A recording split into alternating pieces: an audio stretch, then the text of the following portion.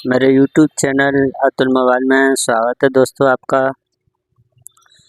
देखिए दोस्तों, आज हम Vivo Y81 के चार्जिंग सर्किट को समझेंगे कि कैसे हमारी चार्जिंग में आने वाली जो समस्याएं हैं उनको हम दूर कर सकते हैं और हमारी सप्लाइयाँ कहां से कहां तक गई हुई हैं।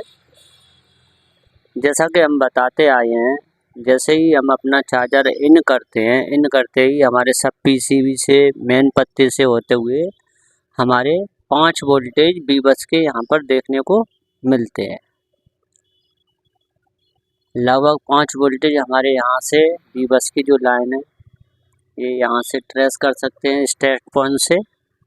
यहाँ से हमें देखने को मिलेंगे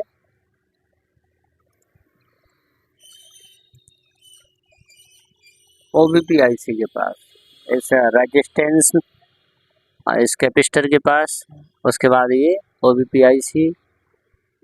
यहाँ से OBP IC को हम बाईपास भी कर सकते हैं, लेकिन कंपनी ने प्रोटेक्शन दिया है तो उसको हमको लगा कर ही रखना है। OBP IC यहाँ से यहाँ तक हम बाईपास कर सकते हैं।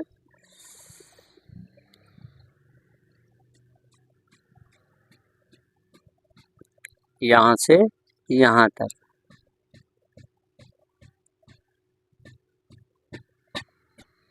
लेकिन हमको OBP IC बाईपास नहीं करनी है। अब दोस्तों देखिए, यहाँ से हमारे 5 वोल्टेज बीबस के हैं, वो आते हैं हम MOSFET IC में। MOSFET IC से हमारा BPH पावर यहाँ पर लगभग 3.5 से 4.5 वोल्टेज बनता है। इस कैपेसिटर पर मिलेगा, रेजिस्टेंस पर मिलेगा, कैपेसिटर पर, कॉइल पर, और इस IC में देखने को हमारा BPH पावर यहाँ पर मिलेगा।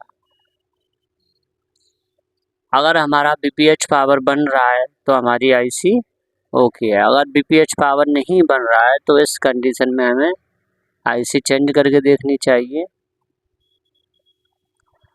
अगर BPH पावर बन रहा है फिर भी चार्जिंग नहीं आ रही है तो हमें यहाँ पर आउटपुट, ये हमारा बीबस है, ये इन हुआ है यहाँ पर इस पॉइंट पर, यहाँ पर हमारा आउटपुट मिलता है तो हमें आउटपुट चेक करने चाहिए। ये इनपुट वाली लाइन है हमारी और ये हमारी आउटपुट है। तो आउटपुट हमेशा हमें थोड़ा सा कंज्यूम होके वोल्टेज मिलते हैं। तो यहाँ से हम ट्रेस कर सकते हैं, इस जगह हमें लगभग 4.5 वोल्टेज 4.8 तक जा सकते हैं लगभग। ये हमें वोल्टेज चेक करने हैं। इस हमारे रेजिस्टेंस पर भी मिलते हैं देखने को, और यहाँ से होते हुए हमारे बीवेट, यहाँ पर बीवेट के हमारे 3.5 से 4.8 वोल्टेज तक लगभग मिलते हैं। अब इसके साथ साथ ही हमें थर्मल लाइन देखनी है। ये थर्मल जो लाइन है, ये वाली लाइन हमारी यहाँ से और यहाँ तक सप्लाई अटैच होनी चाहिए, एक दूसरे से जुड़ी होनी चाहिए। अगर यहाँ पे आ रहे हैं, यहाँ पे नहीं आ रहे हैं तो चार्जिंग में इशू आना ही आना है। यहाँ से हमारी ये थर्मल लाइन है। थर्मल लाइन में लगे हुए जो रेजिस्टेंस हैं, खासकर उनकी वैल्यू गिरने पर या बढ़ने पर हमें टेम्परेचर लो और टेम्परेचर हाई का इशू आता ही आता है। तो इसलिए हमारा जो थर्मल लाइन में लगा हुआ रेजिस्टेंस है, ये जो लगा हुआ रेजिस्टेंस है, इसको चेक करना है। ये 10 किलो ओम से 100 किलो ओम तक के बीच में होता है। ये हमारा CPY से आता है। यहाँ पर कभी कभी होता है कि यहाँ पे 39 किलो ओम और यहाँ पर 1 किलो ओम का लगा होता है, कभी कभी 1 किलो ओम का यहाँ पर, यहाँ पे 39 किलो ओम का, कभी कभी ये 99 किलो ओम और ये 1 किलो ओम, ये 99 किलो ओम और ये 1 किलो ओम का हमारा यहाँ पर रेजिस्टेंस लगा मिलता है। तो हमें रेजिस्टेंस की वैल्यू चेक करनी है। हमेशा टेम्परेचर में जो इशू आएगा या तो हाई का आएगा या लो का आएगा, तो वो हमारे इन्हीं रेजिस्टेंस की वैल्यू गिरने और बढ़ने पर ही आता है। तो ये हमारी CPU से थर्मल लाइन आई है, तो थर्मल रेजिस्टेंस हमारे इसमें दो भी हो सकते हैं। कभी कभी पुल डाउन रेजिस्टेंस लगे होते हैं, तो हमें ये विशेषकर थर्मल लाइन चेक करनी है टेम्परेचर हाई और टेम्परेचर लो की दशा में, और फेक चार्जिंग की कंडीशन में हमें चार्जिंग आईसी चेक करनी होती है। ये हमारी यूएसबी डीपी और डीएम की लाइन है, यहाँ से हमारी डायरेक्ट चेक करनी होती है। हमें 1.8 वोल्टेज लगभग यहाँ पर हमें देखने को मिल जाते हैं। कभी कभी 0.8 मिलता है, तो 0.8 से देख सकते हैं हम इनको कि हमारा डीपीडीएम में कितना वोल्टेज बन रहा है। दोनों ही लाइनों में हमारे 0.6 0.8 वोल्टेज, या तो 0.6 होगा या 0.8 होगा, ये हमें चेक करना होता है। ये हमारा एलडीओ लगा हुआ है। कभी कभी इस जगह पुल डाउन रेजिस्टेंस लगे होते हैं, और ये रेजिस्टेंस इन्हें विशेषकर देखना होता है। अगर हमारा कभी कभी ये ख़राब हो जाता है तो मोबाइल भी डेड हो जाता है, बंद पोजीशन में आ जाते हैं। तो हमें ये सप्लाई हमारी चेक करनी है कहाँ जा रही है।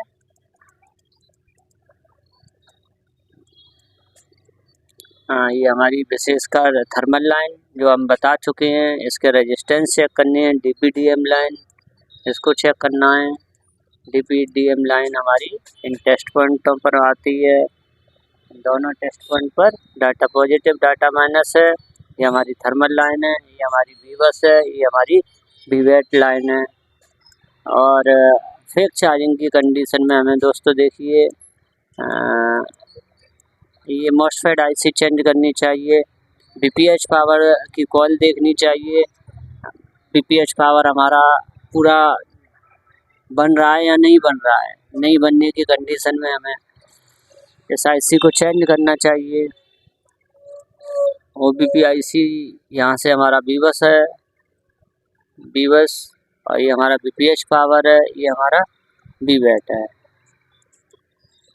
और इस रेजिस्टेंस को भी चेक करना चाहिए। कभी कभी ये रेजिस्टेंस ख़राब हो जाता है तो हमारा बीवेट नहीं बनता है।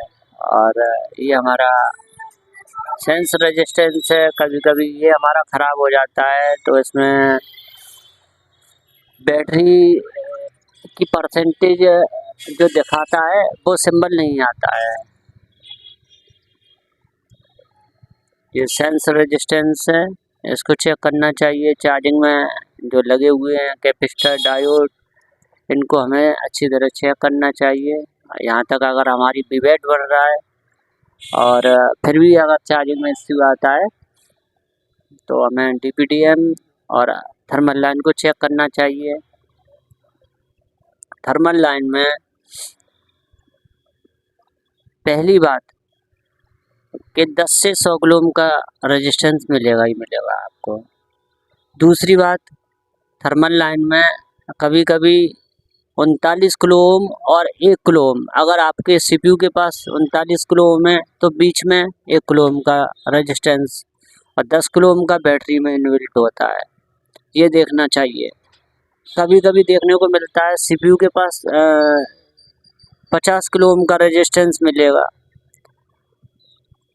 या फिर हमें 39 किलो ओम का सीपीयू के पास और सप्लाई में 1 किलो ओम का रेजिस्टेंस है। ऐसे करके थर्मल रेजिस्टेंस लगे हुए होते हैं, इनको हमें चेक करना चाहिए। थर्मल लाइन से हमारी ज़्यादातर बैटरी लो टेम्परेचर दिखाता है, बैटरी हाई टेम्परेचर दिखाता है, ये थर्मल लाइन की वजह से ही होता है। कभी कभी डायग्राम में आईडी लाइन दे रखा होता है जो कि थर्मल लाइन होती है, तो इससे भी हमें जो हम दिखाते हैं ना सप्लाई, इसमें लगे हुए रेजिस्टेंस की वैल्यू चेक करके हम पता कर सकते हैं कि ये हमारी आईडी लाइन है या थर्मल लाइन है। कभी कभी डायग्राम भी गलत आते हैं, तो आप पूरी तरह से डायग्राम पर भरोसा ना करके जो सप्लाइयाँ आ रही हैं उनके बीच में लगे हुए कंपोनेंट को देख सकते हैं, उनको चेक कर सकते हैं। जैसे हमारे यहाँ पर 5 वोल्टेज बनते हैं लगभग, बीबस आता ही आता है, ये हमारा डीपीडीएम है, और ये हमारा थर्मल लाइन है, ये हमारा बीवेट लाइन है। तो चलिए दोस्तों, इस तरह से हम आगे भी आपको जानकारी देते रहेंगे। वीडियो अगर आपको अच्छा लगे तो लाइक करें, चैनल को सब्सक्राइब करें। ठीक है दोस्तों।